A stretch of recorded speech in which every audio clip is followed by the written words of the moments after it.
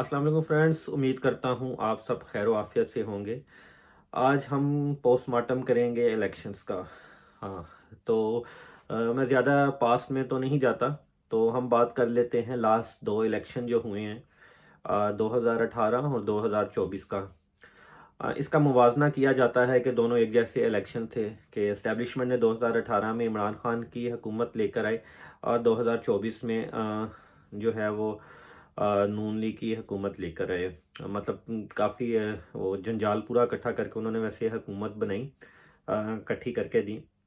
और इमरान खान की भी तकरीबन ऐसी ही हुकूमत थी कि उनको मेजॉरिटी तो नहीं थी, लेकिन काफ़ी सीट्स थी उनकी। एक में सिंपल मेजॉरिटी तो थी, लेकिन एक उनको हुकूमत के लिए उनको कुछ जो अपने इत्तेहादी थे उनको साथ मिलाने की ज़रूरत थी। तो हम इस इलेक्शंस का पोस्टमार्टम करते हैं कि अच्छा, जो एस्टेब्लिशमेंट होती है इनका क्या तरीके वारदात होता है।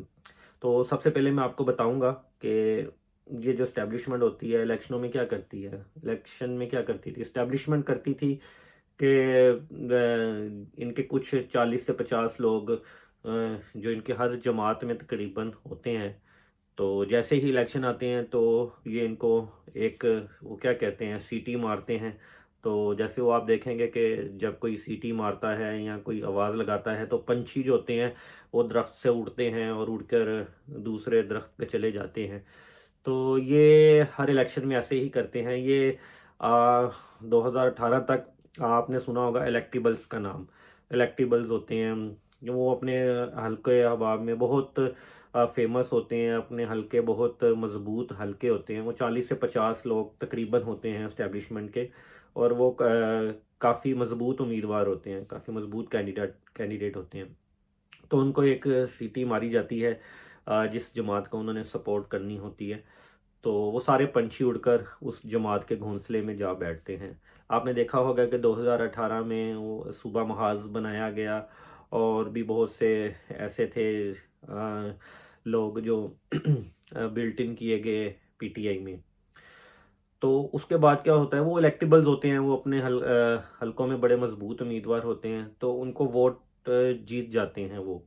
उसमें एस्टेब्लिशमेंट का इस तरह अमल नहीं होता कि वो जाकर वोटर को कायल करें, या उनको कोई वोट चेंज करना हो, या वो पोलिंग बूथ पे जाकर कोई अपनी जोर आजमाई कर कर उनको जितवाएं। वो इलेक्टेबल्स होते हैं, वो अपने हल्के अवाम में जीत जाते हैं। तो उनका पहले तरीके वारदात यही होता था कि वो बिल्ट इन करते थे अपने 40 से 50 लोग, और उस पार्टी की मकबूलियत भी होती है। ये नहीं कि खाली पार्टी की मकबूलियत खाली उस 40-50 लोगों से हुकूमत बन जाती है। तो कुछ पार्टी वोट, कुछ हवा, कुछ उस तरफ चल रही होती है, तो तभी इस्टेब्लिशमेंट भी उस तरफ को चलती है।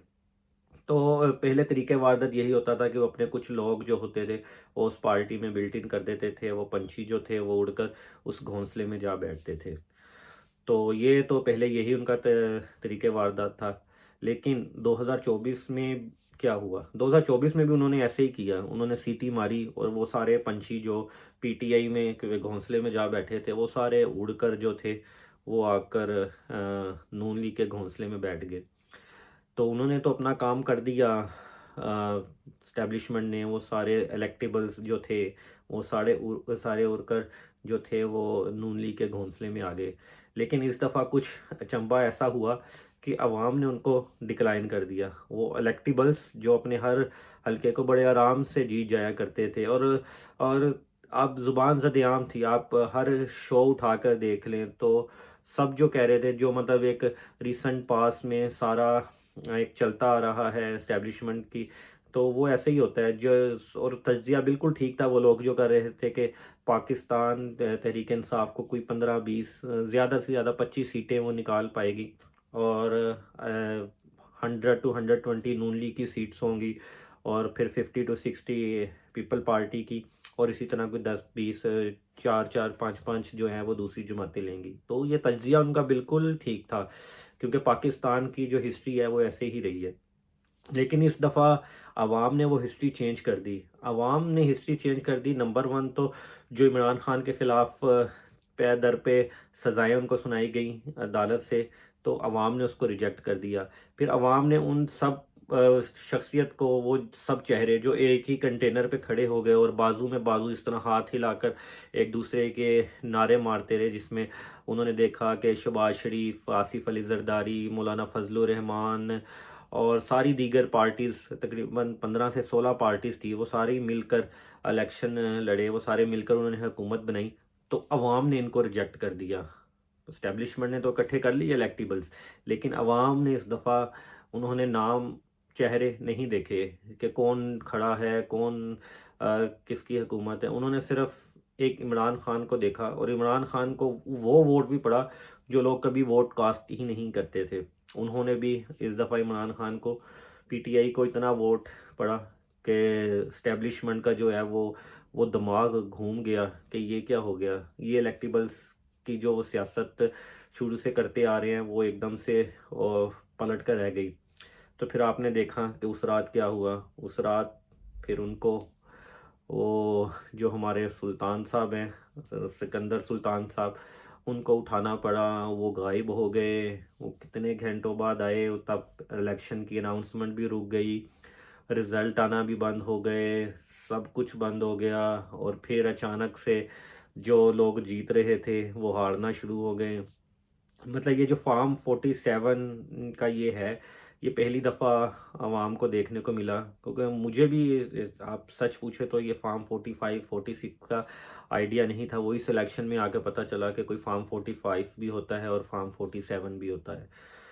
तो वो सारा रिज़ल्ट ही चेंज कर दिया गया कि मतलब आप कहें कि पेपर्स में रिज़ल्ट हो रहा है, पेपरों को जब कंबाइन करके आपने रिज़ल्ट कार्ड इशू किया, तो रिज़ल्ट कार्ड में अलहदा ही रिज़ल्ट आ गया। पेपर्स में 50-50 नंबर हैं, और जब आपने रिज़ल्ट कार्ड इकट्ठा किया तो उसमें वो नंबर जो थे वो 80-90 नंबर मिल गए। पीछे पेपरों में उन्होंने अलहदा-अलहदा नंबर 50-50 ही लगाए हुए हैं, लेकिन लास्ट जो रिज़ल्ट कार्ड है उसमें उसको 80 नंबर, 90 नंबर मिल गए।